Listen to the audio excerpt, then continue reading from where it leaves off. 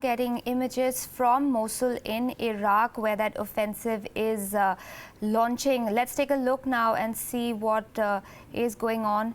These are visuals, of course, that we're getting in from Mosul in Iraq.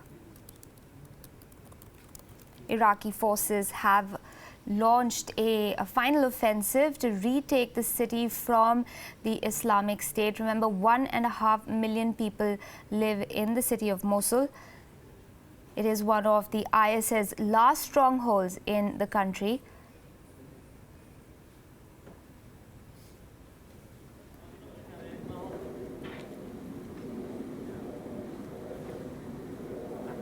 Reports coming in do suggest that a certain number of losses have been incurred by the IS so far as that offensive goes, but of course these are unconfirmed reports.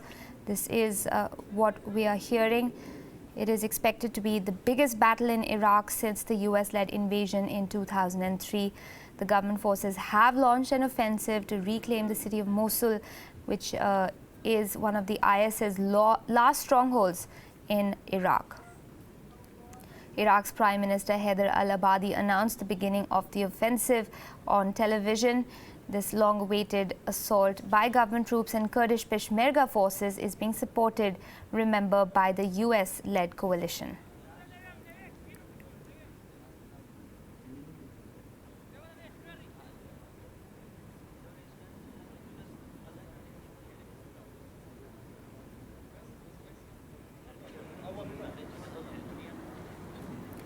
Mosul, which is home to nearly 1.5 million people, is the last major stronghold of the Islamic State. As I pointed out a little earlier, this is, of course, a city in Iraq. Now, the Islamic State, after capturing the city in 2014, its leader, Abu Bakr al-Baghdadi, had proclaimed from Mosul's Grand Mosque a caliphate in Iraq and neighboring Syria.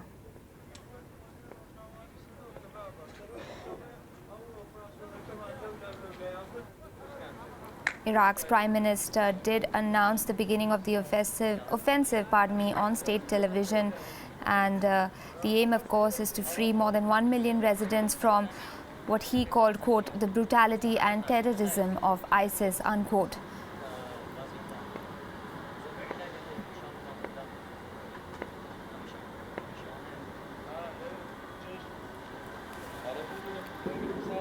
Reports suggest that Iraqi forces gathered in the area of Al-Shura, which is about 45 kilometers south of Mosul, which is from where that they will advance towards Mosul to retake it from the Islamic State.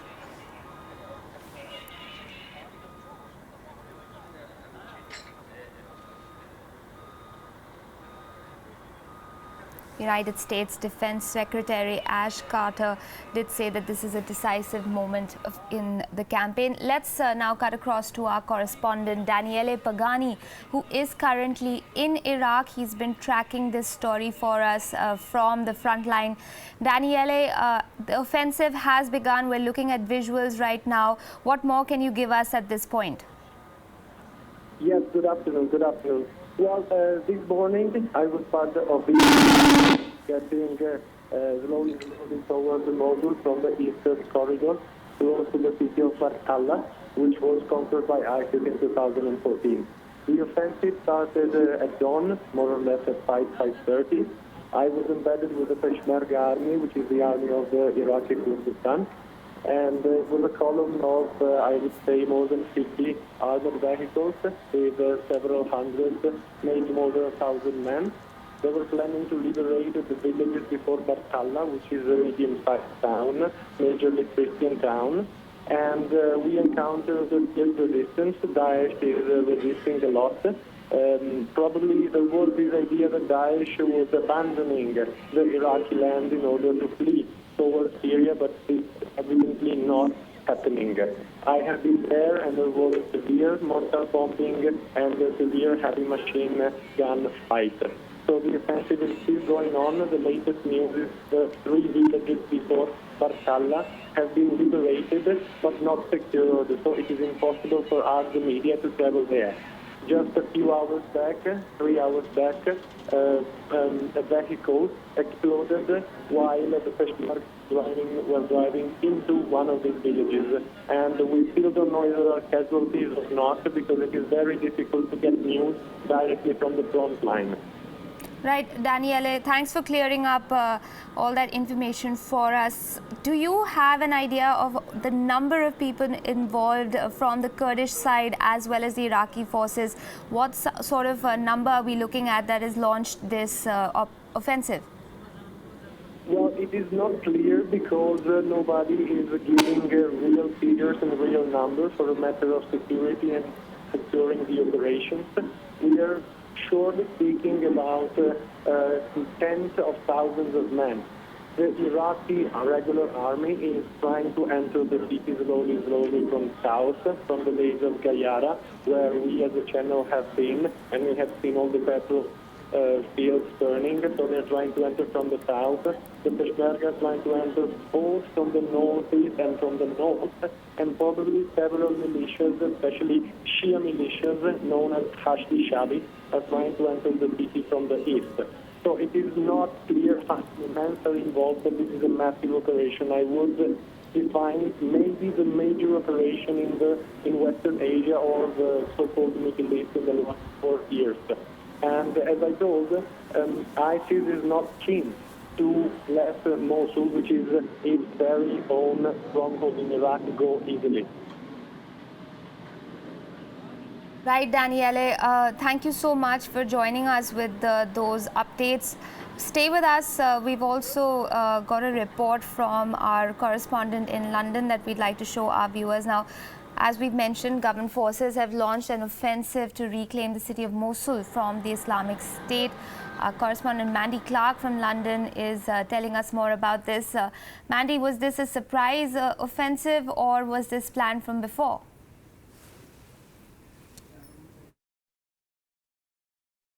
Yes, this was months in planning. Over the last couple of weeks, U.S. advisors have been coming into Iraq. But what's been made clear that this is going to be an Iraqi operation. It's being led by Iraqi special forces. There's Kurdish forces that are backing them up, as well as Shia militia, and they're planning to target different parts of the city and then push in. Now, the offensive began last night. It's being supported by U.S. airstrikes, and that's kind of the initial beginning of this offensive. They plan to go slowly. It took around a month to reclaim Ramadi back from Islamic State forces. That happened in June. Ramadi was a much smaller Iraqi city that was under Islamic State control, so they do expect this to be slow going. They want to clear each place carefully so it won't fall back in the hands of Islamic State. And it's very much an Iraqi offensive. Right, and Mandy, exactly what are these forces expecting to find when they do get to the city of Mosul eventually? They're not too sure what they're going to find in Mosul. Now, Mosul's been under Islamic State control for the last 2 years. It was a city of 2.5 million people before the terror group took control of the city. Around an estimated 1 million people have fled during the time, but they're still expecting, as they push into the city, that there will be waves of migrants trying to flee the city, many civilians trying to get away from the fighting. So the UN has set up numerous camps to take on these internally displaced people who will likely be leaving the fight. There is a worry that also that Islamic State will try and use many of the civilians as human shields. There has been speculation that the Islamic State has done tunnels, they've done booby traps, so they expect street-to-street fighting. The fighters that are left in Mosul are likely wanting to fight to the death. They're expecting to be martyred. A number of fighters have already fled the city. This offensive was not a surprise offensive. It was expected to be coming, and so Islamic State fighters knew that Iraqi forces would launch this offensive. So the ones who are prepared to fight and die have stayed behind. There's likely going to be booby traps, and the better ones, the leadership of IS, have already likely left the city. All right, let's also thank you, Mandy, for those updates. But let's also cut across to Daniele Pagani, who joins us on the phone line. He is WION's correspondent. He has been covering this story for us from Iraq, from the front line. Daniele, thank you so much for staying with us. What are the immediate challenges that the Iraqi forces and administration are going to have to deal with once they do recapture Mosul? Well, let's say that it is not yet to be known if they will recapture Mosul. Speaking with the generals in these days, I had the clear feeling, and they have the clear feeling, that the operation will be very long. The major challenge is the social fabric of the city. The city is in an entirely Sunni area, which is western Iraq, and the problem is that the army, the Iraqi army entering from south, is majorly Sunni, but there are components within the Iraqi army that are majorly Shia, and there are also the Shia militias, which are widely known to have committed very, very, very dangerous abuses and killings when entering Sunni villages. So the major challenge will be, once the city is secured, and if the city will be secured, will be to manage all the coexistence of these forces. For now, the agreement is that the Shia militias will not enter the city in order to avoid problems with, again, I repeat, the majorly Sunni population of the city. But we don't know, nobody knows if they will follow order. Hashis is militia. They do not follow a clear line of command, and they are pretty much divided in themselves also. So it is not likely that some of them will stop and some of them won't. So the major problem is to secure the area, to guarantee safety for the citizens, and especially for the Sunni citizens, both the ones who already fled and need to go back, and the ones who are still there. So the big risk is that after Daesh is defeated, the big challenge is not to enter in a situation like the one which is right now happening in Aleppo. All right, Daniele, you've also, of course, met with a number of refugees in and around the area, and you've seen that the Iraqi administration is already grappling with a fairly large influx of refugees. Is that something of concern, looking at the offensive against Mosul? Absolutely, yes. I have visited the Dibaga camp, which is one of the biggest camps in Iraq, close to the city of Erbil, the capital city of the northern state of Iraqi Kurdistan. There are more or less 40,000 individuals, refugees living there, and that's just one of the many. So the problem is that the influx of refugees is enormous, is major. Since March, they started being in hundreds every day to all the camps in the nation. So this poses a major challenge because, of course, there is not enough space to host them and to help them. We visited schools in the camp. Schools are being used as shelters, so as mosques, so as hospitals. So the situation is pretty difficult. And if the offensive will last long, this is going to be, I think, one of the major problems in managing the Mosul operation. Right. Daniele, of course, we know that the U.S. is backing this offensive. How significant is that factor, really speaking, in terms of course, the offensive itself and if, what's going to happen afterwards? Like you've mentioned, we don't know for sure if this will be a successful one. But in the event that it is, how important is the American backing of this program? The Americans are backing majorly with airstrikes. So their airborne divisions are bombing the cities before the Iraqi troops or the Peshmerga advance within the cities. Then they are training the forces, then they put boots on the ground. I personally met tonight several American special forces embedded within the Peshmerga and helping to coordinate them. So it is a major help that they are giving. It's a major actor in this battle, even though the major force on the field is the Iraqi army. Right, Daniele, just for the for the benefit of the viewers who are joining us right now, I would like to remind them that Daniele Pagani is WION's correspondent. He is in Iraq. He's been tracking this offensive, which has been planned for a while now against the last IS stronghold in Iraq, which is Mosul. Daniele, for the benefit of those people who are just joining in, if we could just give us a roundup of exactly what has happened today and what we can expect to take place as well.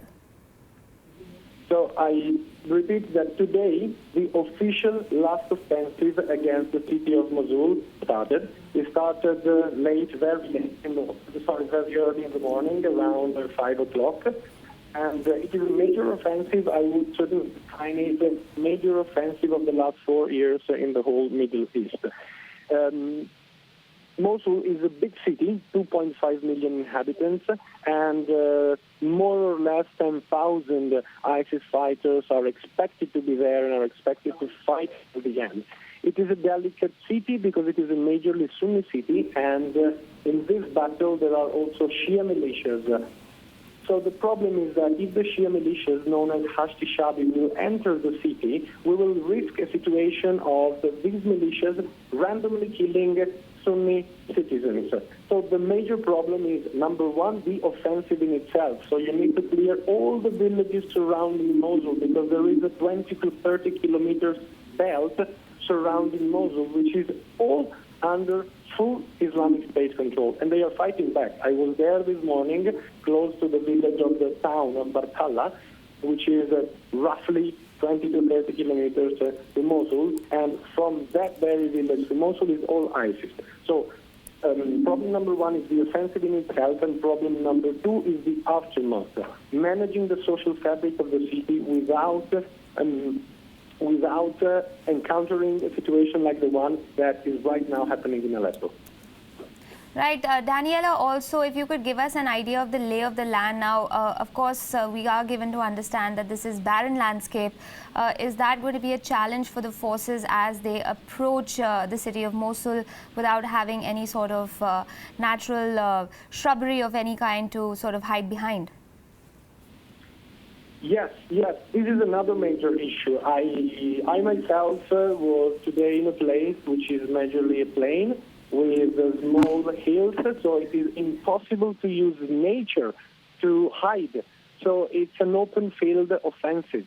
So the columns of the army need to cross this very land, and they are open. I mean, they are vulnerable to mortar firings, especially mortar firings, which is used by the ISIS. And so this might scale up the number of soldiers who will get injured or maybe even die.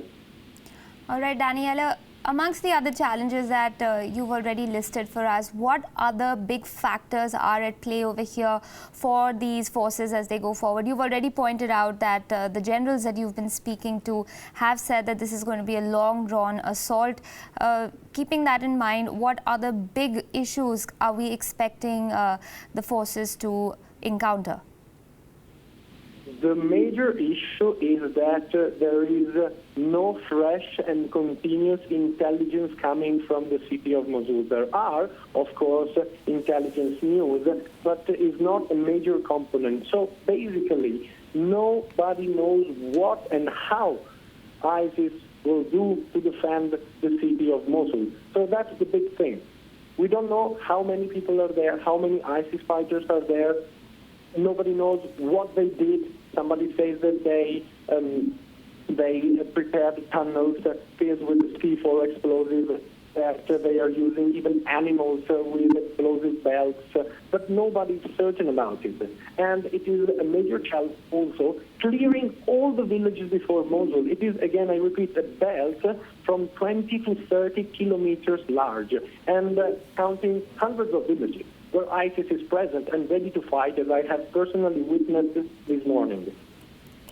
Right. Daniela, also, what about the factor so far as human shields go? Now, ISIS is known to deploy that as a tactic against its enemies. Is that something that the army is, the forces, the Iraqi forces, and of course the Peshmerga forces foreseeing as another problem? I'm sorry, Aisha, the voice was breaking. I have no good line. Could you please repeat the question? Of course. I hope you can hear me clearly now, Daniela. Just wanted to know, so far as the use of human shields go, is that also a worry for the forces?